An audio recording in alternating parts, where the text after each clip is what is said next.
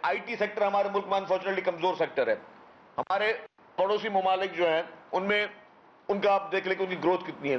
I T sector میں جو سندھ حکومت کوشش کر رہی ہے, جتنی محنت کر رہی ہے کہ آئی ٹی سیکٹر میں ہم اپنے نوجوانوں کو روزگار پہ لگائیں. اب بہت ہو گئی کہ ہم صرف الزام تراشیاں, لڑائیاں, جھگڑے, پورے ملک کو ہم نے پورا اپنا وقت, قیمتی وقت ہم نے آپسی لڑائیوں میں گزارا ہے. اس ملک نے, اس ملک کا جو بھی قیمتی وقت تھا وہ ہم نے سازشوں میں گزارا یا آپسی لڑائیوں میں گزارا.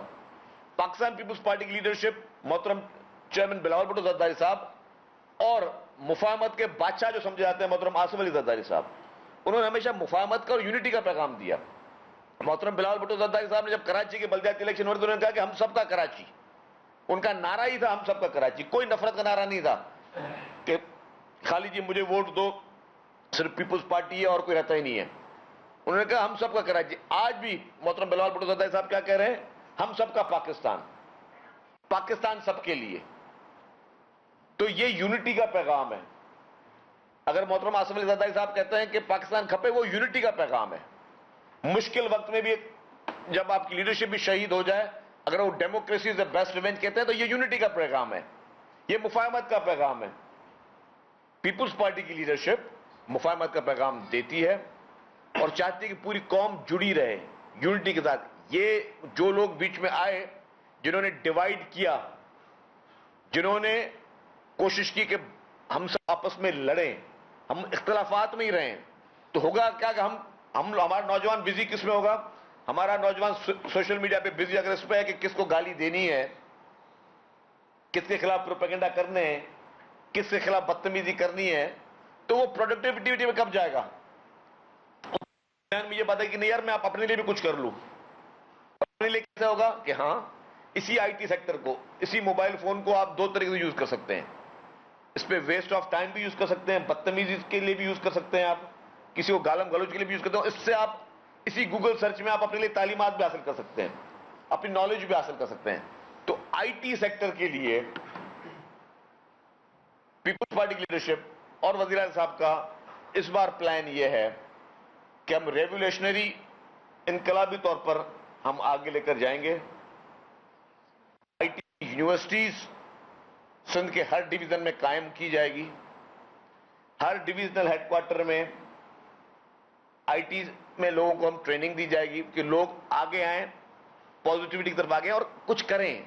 ہم اب پاکستان میں ہمارے نوجوان نئے نئے تجربے کریں, نئی نئی چیزیں بنائیں, انوینٹ کریں. جب دنیا میں پوری چیزیں بن سکتی تو ہمارے ملک میں یہ سب چیزیں کیوں نہیں ہو سکتی؟